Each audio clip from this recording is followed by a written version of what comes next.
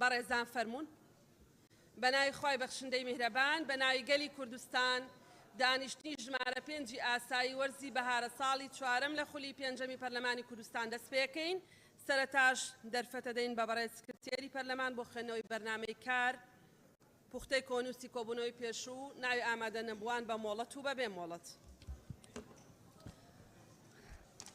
بەڕێز سەرۆکی پەرلەمان بەرنامەی کار بە پێی حکمی مادەی 5 بڕگەی یەکەم لە مادەی 16 بڕگەی سەیەم لە مادەی 8 بڕگەکانی یەکەم و دووەم و سەیەم و چوارم و پێنجەم لە مادەی 20 مادەکانی 47 48 بڕگەی یەکەم لە مادەی 52 مادەکان 54 و 55 و 56 و 57 لە پەیڕەوی ناوخۆی پەرلەمانی کوردستان دەستەی سەرۆکایەتی پەرلەمان بریاریدا بەرنامەی کاری دانیشتنی ژمارە 5 ئاسایی خولی بەهارەی ساڵی 4 لە خولی 5 هەڵبژاردننی پەرلەمان لە کاتژمێردەی بەیانی ڕۆژی یەکشەممە ڕێکەوتی 12/6/2020 بەم شێوەیە بێت. یەکەم خستنە ڕووی گفتوگۆکردنی راپۆرتی لیژنەی وزە و سامانە سروشتیەکان و پیشەسازی و بازرگانی سەبارەت بە گرانی بازاری بەرزبوونەوەی نرخی پێداویستی ڕۆژانەی هاوڵاتیان بە ئامادەبوونی بەڕێز وەزیری بازرگانی و پیشەسازی بە پێی حکمی بڕگەی یەکەمی مادەی 66 لە پەیڕەوی ناوخۆی پەرلەمانی کوردستان. دووەم خوێندنەوەی دووەم بۆ پێشنیازی یاسای بەرکارکردنی هەموارکردنی یاسای فدرالی واژووی ئەلکترۆنی و مامەڵەی ئەلکترۆنیەکان ژمارەی 78 ساڵی 2012 بە پێی حکمی مادەکانی 1970 لە پەیڕەوی ناوخۆی پەرلەمانی کوردستان. پوختەی دانیشتنی ژمارە 4 ئاسایی بە پێی حکمی بڕگەی دووەمی مادەی 252 لە پەیڕەوی ناوخۆی پەرلەمانی کوردستان. پوختەی دانیشتنی ژمارە 4 ئاسایی خولی بەهارەی ساڵی 4 لە خولی 5 هەڵبژاردننی پەرلەمان لە کاتژمێر 11 پێشنۆڕۆ ڕۆژی سێشەممە ڕێکەوتی 7/6/2022 بەم شێوەیە خوارەوە بوو. یەکەم دەستپێکردنی دانیشتن لەلایەن بەڕێز سەرۆکی پەرلەمان. دووەم خوێندنەوەی بەرنامەی کار و پوختەی دانیشتن ناوی ئەندامانی ئامادە نەبوو بە مۆڵەت و بێمۆڵەت لەلایەن بەڕێز سکرتێری پەرلەمان. سەیەم دەستپێکردنی بڕگەکانی بەرنامەی کار لەلایەن بەڕێز سەرۆکی پەرلەمان. چوارەم خوێندنەوەی دووەم بۆ ئەم پێشنیازە یاسانەی خوارەوە. یەک پێشنیازی یاسای بەرکارکردن و هەمواری یاسای گرتنی مایە قاچاق و قەدەغەکراو بۆ ئاوڵگۆڕکردن لە بازارە نێوخۆیەکان ژمارە 18 ساڵی 2010 هەموارکراو. دوو پێشنیازە یاسای هەمواری جێبەجێکردنی یاسای چاودێری نەوجەوانان ژمارە 76 ساڵی 1983 پێنجەم کۆتایی هاتنی دانیشتن لەلایەن بەڕێز سەرۆکی پەرلەمان.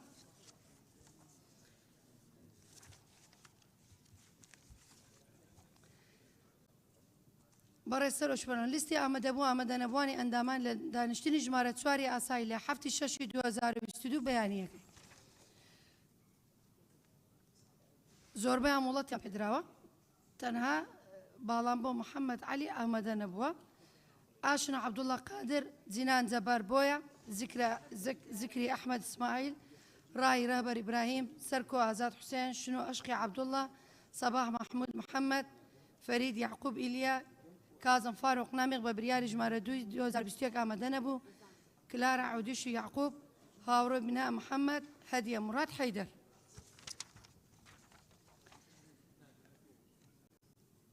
ژمارە 4 ئاسایی لە 7/6/2022 ئێوارەی ئەرشەد حوسێن محەممەد ئامادە نەبوو. باپیر کامەلە سلەیمان ئامادە نەبوو. جەلال محەممەد عەبدوڵڵا مۆڵەت زیاد حەسەن ئیبراهیم مۆڵەت حەسیبە سەعید ئیبراهیم مۆڵەت حکمت محەممەد عەبوو زیاد مۆڵەت ڕزگار عیسە سوار مۆڵەت ڕوپەک ئەحمەد ڕەحمان ئامادە نەبوو. ڕۆژان ئیبراهیم عەلی ئامادە نەبوو. سارە دڵشاد بەکر ئامادە نەبوو.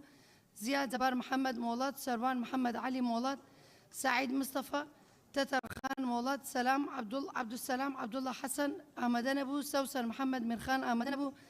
عەباس فەتاح ساڵح ئامادە نەبوو. گەلاوێژ عوبەید عوسمان ئامادە نەبوو. گوڵستان باقی سلەیمان ئامادە نەبوو. لوقمان حەمەد حاجی مۆڵەت هەلەز ئەحمەد محەممەد ئامادە نەبوو. وەیسی سعید وەیسی مۆڵەت.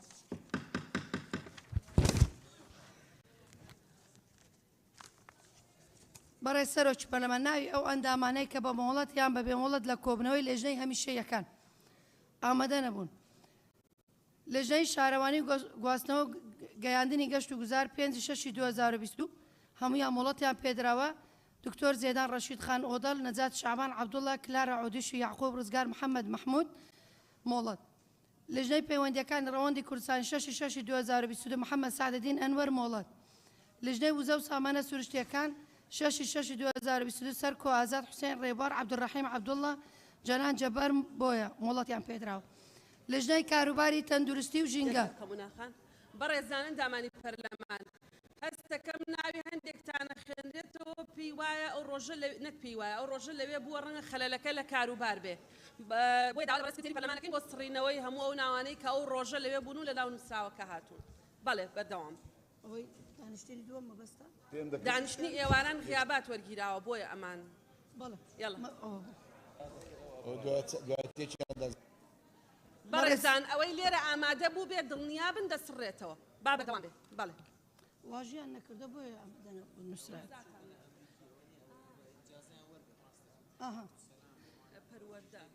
پەروەردە باش بەڕێ سەرۆک پەرلەمان بە دوواداچوون دەکەن ئەوانەی کە واژیان نەکردووە ئامادە بوونە بە مۆڵەت لەلایەن جەنابی جێگیری سەرۆکی پەرلەمان دەسڕێتەوە ناوەکانیان بەڵێ لژنەی پەیوەندیەکان ڕەوەندی کوردستانی 6/6/2020 محەممەد سعدەدین ئەنوەر مۆڵەت لژنەی وزە و سامانە سروشتەکان و پیشەسازی و بازرگانی 6/6/2022 مۆڵەتیان پێدراوە سەرکۆ ئازاد حوسێن ڕێبوار عەبدوڕەحیم عەبدوڵڵا جینان جەبار بۆیە لژنەی کاروباری تەندروستی ژینگە 6/6/2022 سەباح محمود محەممەد شنۆ عەشقی عەبدوڵڵا جەلال محەممەد ئەمین لژنەی دارایی و کاروباری ئابووری 6/6/2022 محەممەد سعدەدین ئەنوەر سەرکۆ ئازاد حوسێن مۆڵەت لژنەی شاروانی و گواستنەوە گەیاندن و گەشت و گوزار 6/6/2022 زێدان ڕەشید خان ئۆدەڵ کلارە عودیش و یعقوب زێدان ڕەشید لژنەی پەروەردە و خوێندنی باڵا مۆڵەتیان پێدراوە لژنەی کاروباری پێشمەرگە 7/6/2022 سەروان محەممەد علی باڵام بۆ محەممەد علی بژار خالید عەبدوڵڵا مۆڵەت لژنەی کاروباری شەهیدان و جنۆسایدی زیندانیانی سیاسی 8/6/2022 هەژان حەسەن ئەحمەد مۆڵەت لژنەی ئاودانکردنەوە بەرهێنان 8/6/2022 شوان کەریم محەممەد دابان محەممەد حوسێن مۆڵەت زۆر سپاس بەڵێ بە ناوی پەرلەمانی کوردستان بە گەرمی بە خێراترین بەڕێز وەزیری بازرگانی و پیشەسازی بەڕێز بۆ وەزیری هەرێم بۆ کاروباری پەرلەمانی کوردستانەکەین دەست بە جێبەجێکردنی بڕگەی یەکەمی بەرنامەی کارەکەین بۆ مەبەستە داوا لە بەڕێزان هەردوو لیژنەی سەرۆکایەتی هەردوو لیژنەی وزە و سامانە سروشتەکان و پیشەسازی و بازرگانی و تەندروستی و ژینگە و مافی بەکاربەرەکەین و داواکەین لە پرۆتۆکۆل ئەوە ڕاستکرێتەوە کە ئەم راپۆرتی هاوبەشی هەردوو لیژنەیە بەڕێزانم بابەتە بابەتێکی گرنگە ئەو نوقتە نظامیانش ئێوە وەریەگرن هەمووی بابەتی گشتین ئێمە دەست بە دانیشتنەکەمانەکەین داوا لە بەڕێزانەکەین فەرمون بێنە ئێرە فەرمون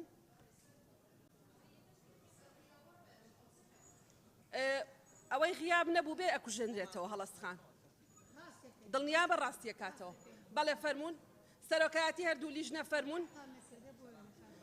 بەڕێزان ئەوەی کە بەڕێزیان باسیەکە بابەتێکی گرنگە مۆعیدەکەمان سەعادە بووە ئێمە دەست بە دانیشتنەکەمانەکەین بەڵێ سەلام فەرمون سەرۆکایەتی هەردوو لیژنە بەڕێزان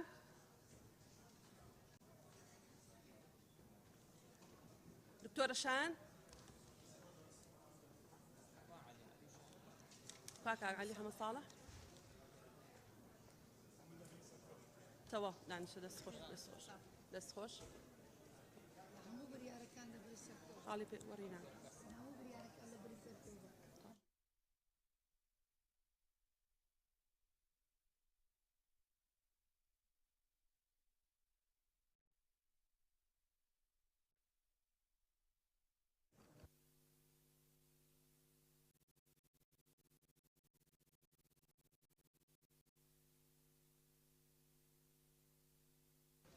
بەڵێ فەرمون خوێندنەوەی راپۆرتی لیژنەی هاوبەش خوێندنەوەی راپۆرتی لیژنەی هاوبەش فەرمون وەرتان ناگرم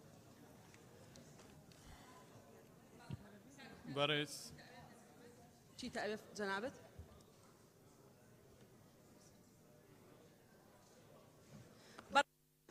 با گوێمان لە راپۆرتی بەڕێزان لە لیژنەی هاوبەش بێ فەرمون بەڕێز سەرۆکی پەرلەمانی کوردستان بەڕێزان دەستەی سەرۆکاتی و ئەندامانی بەڕێزی پەرلەمان بابەت راپۆرتی هاوبەشی لژنەی وزە و سامان و سروشتیەکان و بازرگانی و پیشەسازی و لژنەی تەندروستی و ژینگە و مافی بەکاربەر بەڕێزان ئارامی هۆڵەکە پارێزن بۆی گوێتان لە کاک بەختیار بێ گرانی بازار و بەرزبوونەوەی نرخی پێداویستی ڕۆژانە هاوڵاتیان زیادبوونی تێچووی قۆناغەکانی بەرهەمهێنانی بەرهەمەکان، بەرزبوونەوەی ڕێژەی هەڵوەسانی ناجێگیری بازار و بەرزبوونەوەی نرخ.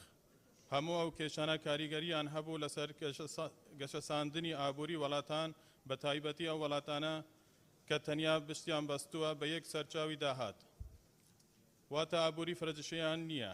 هەموو ئەمانەیش کاریگەریان هەبوو لە سەردووخی بازار لە هەرێمی کوردستان کە لە ئێستادا بە دۆخێکی ناجێگیر و گرانیەکی زۆر تێپەر دەبیت. ڕۆژ لە دوای ڕۆژ نرخی کەلوبەل و پێداویستیەکانی ژیانی ڕۆژانە هەوڵاتیان لە بەرزبوونەوەدایە. بەڕادەیەک کە گرانی تەنگی بە هەوڵەتیان هەلچێنیەوە لە ئێستادا گەشتوین بە هەڵەوسانێکی ڕاستەقینە. ڕوبەڕووبوونەوەی ئەو دۆخەی بازار پێویستی بە هەڵویستکردنە، بە تایبەت بوو بەرژەوەندی خەڵکی کەم دەرامەت، چونگۆ بەهۆی نەبوونی چاودێری و لێپرسینەوە و بەتوندی خەمی کۆنترۆلی بازار بخوات. کۆنترۆل لەسەر نرخەکان زۆر خراپە، ڕۆژ بە ڕۆژی خراپتر دەبیت، چونگۆ لەگەڵ ئەوەی کە نرخی گرانی خەڵکی کوردستان خواستێکی زۆر هەیە لەسەر کالا و بەرهەمەکان. کێشە گەورەکە ئەوەیە زۆربوونەوەی خواست نەبووتە هۆی ئەوە کە بەرهێنان و پیشەسازی ناوخۆیی زیاد بکات. لە ئەنجامی نەبوونی بەرهەمی ناوخۆیی لە وڵاتانی دەرەوە شمەکەکان دێنە ناوخۆ. دواتر بەهۆی نزمبوونەوەی نرخی دیناری عێراقی و هێزی کرینی دینار و ڕێخستنەوەی باج و ڕسومات هەندەی تری کێشەکەی گەورەتر کردووە. بۆیە لێرەدا دەبی حکوومەت ئەم مەسەلەیە بە جددی وەربگرێت و کاری لەسەر بکات، چونگو ئاسایشی خۆراک بە توخمەیەکی ئاسایشی وڵات یا ئاسایشی نەتەوەی هەژمار دەکرێت. لە ئێستادا دیارترین فەکتەر کاریگەرەکان ئەوانە خوارنەوە. یەکەم، بەرزبوونەوەی نرخە بەرهەمە وەسانی ناوەڵاتانی هاوردەکار لە هەرێمی کوردستان ڕەنگ بدەتەوە بۆ دابینکردنی زۆری پێداویستیەکانی ڕۆژانەی هەوڵاتیان پێش بە هاوردە دەبەستێت. زیادی تێچۆن نەهاو سەنگی لە هاوردە ناڕوونی نەهەماهەنگی نێوان ناوچە پێشسازیەکان و وەزارەتەکان وەکو وەزارەتی کشت و کاڵ بۆ دابینکردنی کەرەستەی خاو هەموو ئەوانە بووتە هۆکار کە کارگە و پێشەسازی نەبیت بۆ هەموو پێداویستیەکان پشت بە هاوردە ببەستێن. دووەم، بەکاربەر و ژمارەی دانیشتوان. لەگەڵ ئەوەی کە ژمارەی دانیشتوان لە هەرێمی کوردستان ڕۆ لە زیادبوونە، ئاستی بەکاربەر و بری خواستیش بەرزە، واتە بە گشتی کۆمەلگایەکی بەکاربەرین. لە کوتایی ڕاپرسی کە دەستەی ئاماری هەرێم بۆ تێکڕای پێوەمی ئەم ساڵ تێکڕا 7.3% بەرز بووتەوە بە بەراورد لەگەڵ 12 مانگی ساڵی ڕابردوو. دوو ئەوەندە بەرزبوونەوەی تۆمار کردووە. سیەم، سیاسەتی نەختینەیی. لەبەر ئەوەی سیاسەتی نەختینەیی لە عێراق بەدەست ناوەندیەوە، ئەو بریارانە کە بانکی ناوەندی دەیدات وەکو نزمکردنەوەی بەهای دینار، زیاد خستنەی بازار دینار، پێدانی قەرزێکی زۆر بە شێوازی جیابوو کۆمەلگا، زیادبوونی ڕێژەی پارە یان ئەو برەپارەیە لە ناو خەڵکدا دەسۆرێتەوە. هەموو ئەو هۆکارانە لایانی ئەرینی و نەرینی هەیە بوو بازار بە تایبەت بۆ هەرێمی کوردستان، چونگو بەشدار نین لە خزمەت گوزاریەکانی بانکی ناوەندی بەغدا. بە پێچاوانە بوو بازاری هەرێمی کوردستان تەنیا کاریگەری نەرینی هەبوو و زیانمان پێگەهشتووە، نەهاو سەنگی لە بازاری هەرێمی کوردستاندا دروست کردووە. چوارەم، دیار نەکردنی بەشی خۆراکی هەرێمی کوردستان لە یاسای ئاسایشی خۆراک لە عێراق لە ڕۆژانی داهاتوو کاریگەری نەرینی لە هەرێمی کوردستان دروست دەکات. پێنجەم، ڕووداوە سروشتی و سیاسیە جیهانیەکان. کۆمەڵێک هۆکار هەنە کە بە هۆکاری دەرەوەی ئێرادەی حکوومەتی هەرێم دادەنرێت، وەکو ڕووداوی سروشتی بوو نمونە وشکە ساڵی، دروستبوونی کێشەی ئاوی خواردنەوە بۆ بەشێک لە شارەکانی هەرێم، کێشەی سیاسیەکان وی وڵاتانی وەبەرهێن وەکو وڵاتی رووسیا و ئوکرانیا کە بە سەرچاوی دابینکەری خۆراک دادەنرێت بۆ عێراق و هەرێمی کوردستان. ئەوەندەتری کێشەی بۆ نرخ و ئاسایشی خۆراک دروست کردووە. شەشەم، قۆرەخکاری بازار لە پێناو چەند کۆمپانی و بازرگانێک و قۆرەخکاری کاڵا و هەلگرتن و شاردنەوەی چەند کاڵایەک کاریگەری نەرینی لەسەر دۆخی بازار دروست کردووە. حوتەم، نەبوونی سیاسەتێکی ئابووری هەماهەنگی لە نیوان عێراق و هەرێم، ناڕێکی بازاری ئازاد لە عێراق و هەرێمی کوردستان وای کردووە بە شێوەیەک لە چاودێریکردنی بازار ڕووبدات و بووتە هۆی زۆربوونەوەی کاڵی بیانی. هەشتم باج و کرێ پشکنین لە خاڵە سنووریەکان و فڕۆکەخانەکان بۆ ئەوەی کاڵایان هاوردە دەکرێن. بەڕێژەیەکی بەرچاو بەرز بووتەوە، ئەویش بووتە هۆی ئەوەی کە نرخی کەلوپەل و کاڵا خزمەتگوزاریەکان بەرز بووتەوە. هەروەها دیار نەکردنی و یەک نەخستنەوەی نرخی هەندێک کاڵا کە ڕۆژانە بەکاردەهێنرێن لەلایانی بەکاربەر وەکو خۆراک. ڕاستپاردە و پێشنیاز. یەکەم، پێویستە حکوومەتی هەرێمی کوردستان و وزارەتە پەیوەندیدارەکان هەماهەنگی و پلانی توکمەیان هەبێت بۆ کاریکردنی بازرگان و کارگە و ناوخۆیەکان لە ڕێگای کەمکردنەوەی تێچووی هاوردەکردن و بەرهەمهێنانی بەرهەمی خۆماڵی. دووەم، وزارەتی بازرگانی و پیشەسازی حکوومەتی خۆجیەکان لە پارێزگا و ئیدارەی سربەخۆیەکان بەرپرسن لە چاودێریکردنی کاڵا و یەکخستنەوەی نرخی کاڵەکان لە بازار. هەوکات وزارەتی پەیوەندیدار چاودێری بریار و ڕێنمایەکانی حکوومەتی هەرێم دەکات بۆ کەمکردنەوەی نرخی کەلوپەل خزمەتگوزاریە گشتیەکان بۆ ئەوەی زۆرترین خزمەت بۆ هەوڵاتیانی بە کەمترین تێچوو دابین بکرێت. سیەم، وزارەتی بازرگانی و پیشەسازی لە ڕێگای بەڵاوکردنەوەی هوشیاری گشتی بۆ سود وەرگرتن لە سەرچاو بەردەستەکانی حکوومەتی هەرێم هەوڵاتیان دنیا دەکەتەوە لە ئەگەری بەڵاوبوونەوەی ترسی لە بەرزبوونەوەی نرخ یان کەمبوونەوەی کاڵا پێویستیە ڕۆژانەیەکان هەوڵاتیان بۆ ئەوەی ڕێگا بگیرێت لە هەڵپەرستنی غۆڕخکاری لەلایەن فرۆشیارانەوە. وزارەتی پەیوەندیدار پێویستە چاودێری و ڕێگر بێت لە هەلگرتنی و شاردنەوەی غۆڕخکاری کاڵەکان لە کاتی ڕوودانی یەک لەو دوو حالەتی سەرەوە. چوارەم، وزارەتی بازرگانی و پیشەسازی لە ڕێگەی چاودێری بازرگانی هێڵێکی گەرمی هەبێت هەر هووکارێک و ئەمرازێک پەیوەندیکردنی خێرا بۆ ئەوەی لە ڕێگایەوە هاوڵاتیان دەرفەتی پەیوەندیکردنیان بە وزارەت و لجنەی تایبەتمەندیەکان هەبێت لە ئەگەری گرانبوون یان گرانکردنی بەویست لەلایەن فرۆشیارانەوە. پێنجەم، پێویستە وزارەتی بازرگانی و پیشەسازی هەڵی یەکسان بۆ هەموو بازرگانێک بڕەخسێنێت بۆ ئەوەی ڕکابەر لە بازاردا دروست بێت، کاڵەکان بە کەمترین تێچوو بگەیتە دەستی بەکاربەر. پێویستە وزارەتی پەیوەندیدار کۆنتڕۆلی کواڵەتی کاڵا هاوردەکرا و بەرهەمهێنراوەکان بکات بە مەبەستی پاراستنی تەندروستی هەوڵاتیان.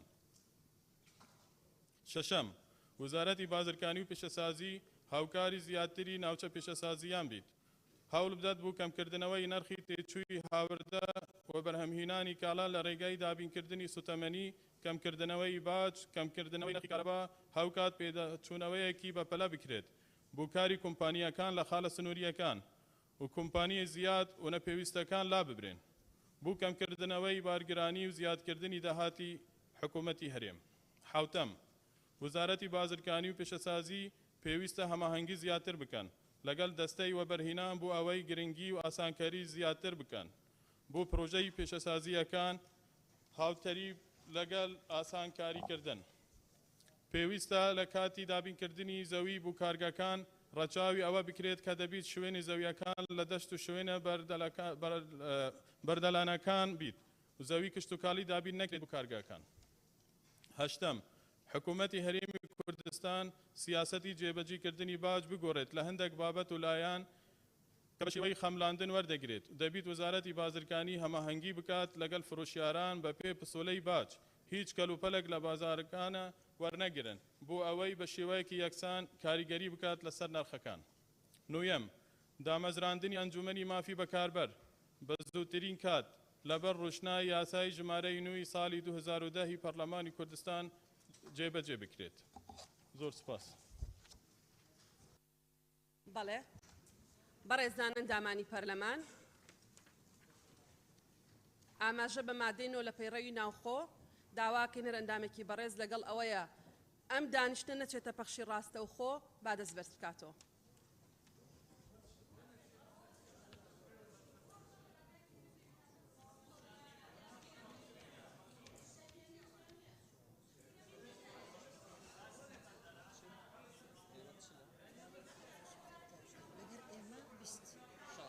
بەدەنگی 60 ئەندامی پەرلەمان دانیشتنەکە ناچێتە پەخشی ڕاستە و خۆ بەڵام تۆمار دەکرێت. بەڵێ، بەڕێز